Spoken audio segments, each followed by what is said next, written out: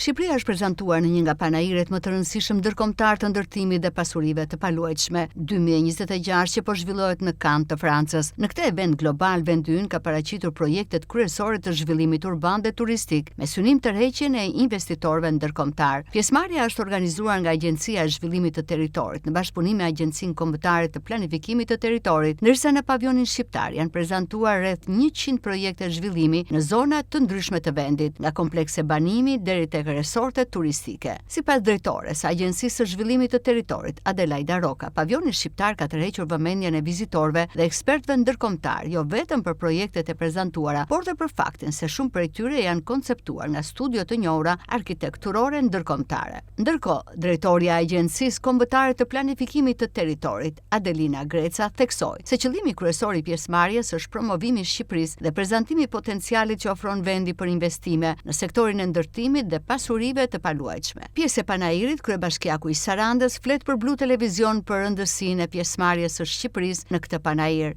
Jemi në Cannes, viti i dytë tashmë që Shqipëria merr pjesë në panairin e imobiliareve, i cili është një pjesë shumë e rëndësishme për turizmin shqiptar.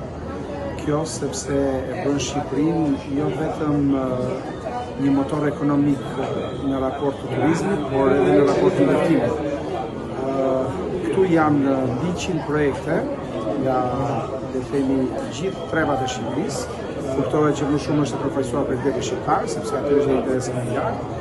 Janë një pjesë shumë e madhe e gjithë çejneve ndërkombëtare, të cilat pothuajse kanë bërë bashkëpunime me investitorë shqiptarë për të bërë hotele e reja, një pjesë të cilat sapo kanë filluar, një pjesë tjetër fillojnë së shpejti dhe Shqipëria për 10 vite të ardhshme na jep mundësinë që të kemi një turizëm të qëndrueshëm, por dhe na jep mundësinë që të krijojmë atë turizmin elitar, të cilin realisht të gjithë duam, sepse dim shumë mirë që e ardhmja është turizmi elitar. Ky panair konsiderohet një nga platformat më të mëdha globale, ku këtë vit marrin pjesë mbi 20.000 profesionistë nga gjithë bota, përfshirë investitor, zhvillues, arkitekt dhe institucione financiare. Përfaqësuesit shqiptar kanë zhvilluar gjithashtu takime me kompani dhe agjenci ndërkombëtare për mundësi të reja bashkëpunimi dhe investimi në projekte të ardhshme në Shqipëri.